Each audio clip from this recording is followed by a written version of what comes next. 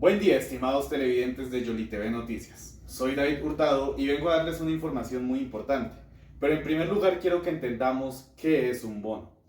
Hay inversionistas que le prestan dinero a los estados y estos se comprometen a dar intereses a lo largo de un periodo de tiempo y al final de dicho periodo devolver el préstamo.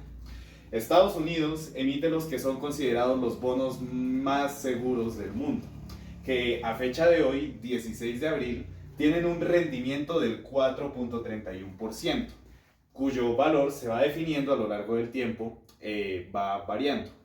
Pero este no es el único país que emite bonos. ¿Cómo pueden entonces Colombia, México, Chile convencer a los inversionistas de invertir en sus respectivos países y que no recurran a este que es el activo seguro?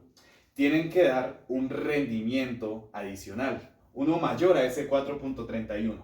Bueno, ¿y qué tan mayor debe ser? Eso se puede definir por el Emerging Markets Bond Index estimado por JP Morgan, que establece, por ejemplo, que Colombia es un país muy riesgoso para un inversionista.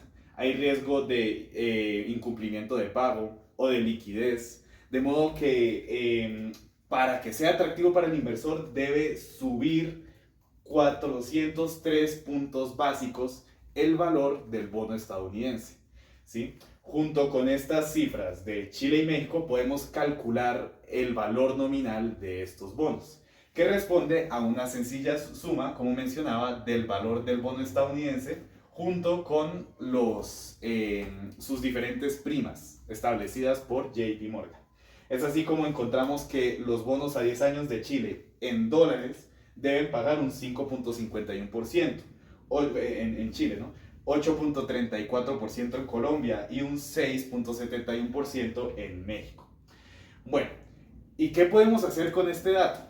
Si conocemos el rendimiento de los bonos, podemos también analizar qué va a pasar junto con la inflación y la tasa de cambio de estos países.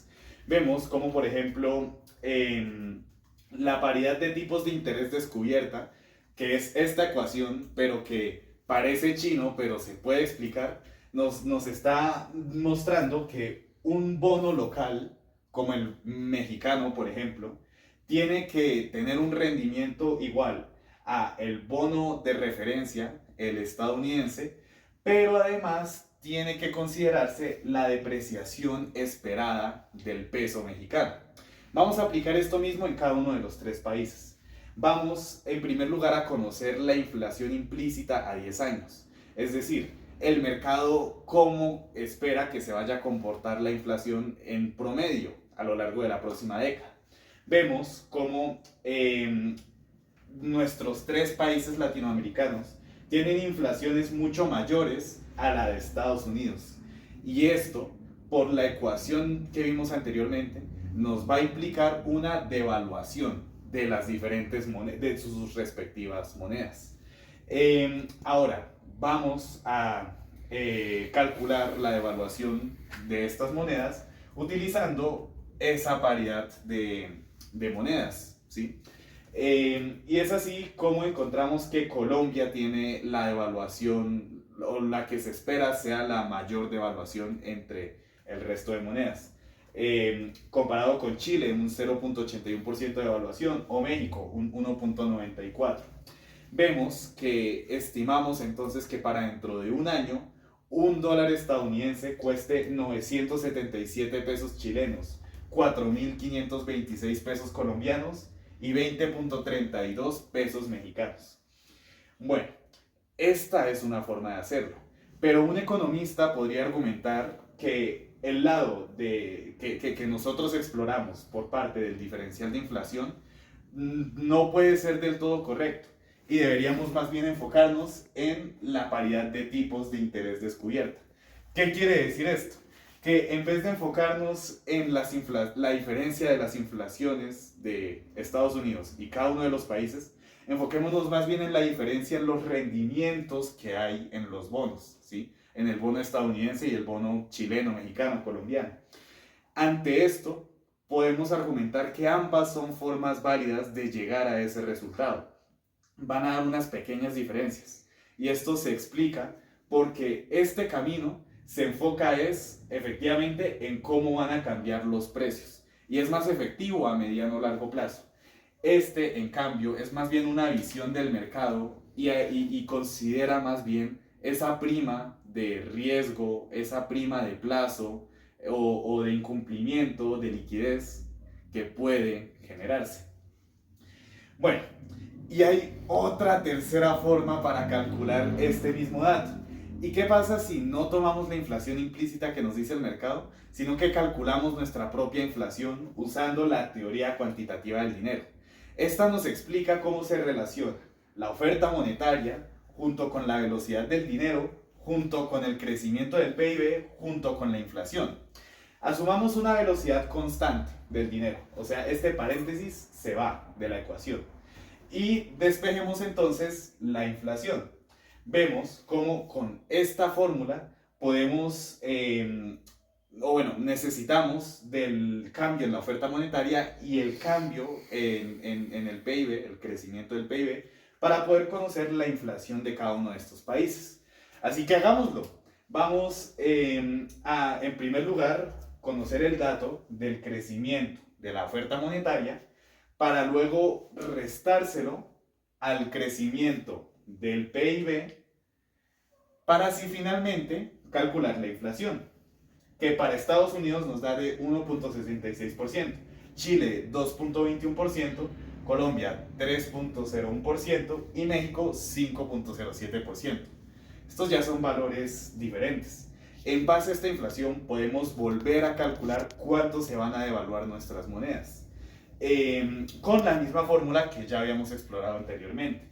Vemos que Chile se mantiene en un 0.53% de devaluación, Colombia baja a un 1.33% y México sube a un 3.35%, para darnos unos tipos de cambio de que un dólar va a equivaler a 974 pesos chilenos, 4.396 pesos colombianos y 20.60 pesos mexicanos. ¿Cómo explicamos esta diferencia?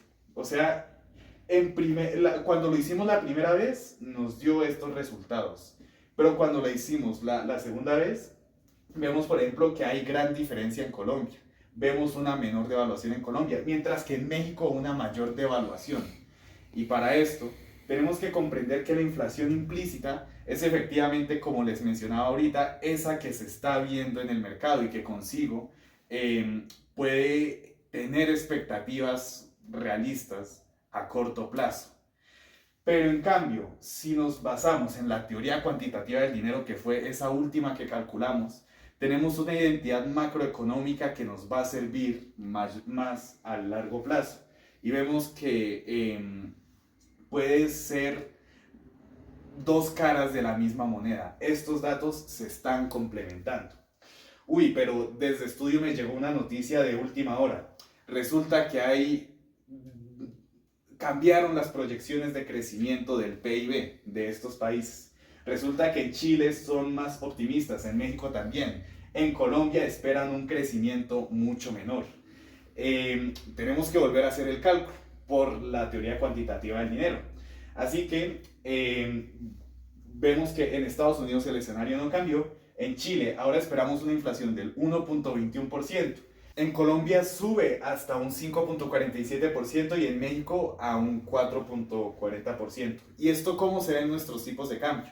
Vemos una apreciación del peso chileno. Y por otro lado, vemos cómo en Colombia y México continuamos con devaluaciones. Podemos de nuevo calcular las diferentes tasas de cambio. 965 pesos chilenos, 4.501 pesos colombianos y 20.47 pesos mexicanos. ¿Y esto cómo se podría ver en el mundo real? Vemos, por ejemplo, cómo en Chile hubo un gran crecimiento de la oferta de dinero, acompañado de un buen crecimiento del PIB, explicado, por ejemplo, por buenas políticas fiscales expansivas que le apuntaban a la productividad y que, por ende, fueron favorables a la inflación. Una inflación baja, prometiendo precios mucho más competitivos que los estadounidenses. O el caso colombiano, donde hay demasiada liquidez que no se ve respaldada por crecimiento real y por ende una inflación muy fuerte que termina en una devaluación fuerte del peso. O por último, en México, más bien ya un caso neutral, donde efectivamente hay crecimiento productivo, pero también hay una oferta monetaria que acepta una inflación moderada. Muchas gracias.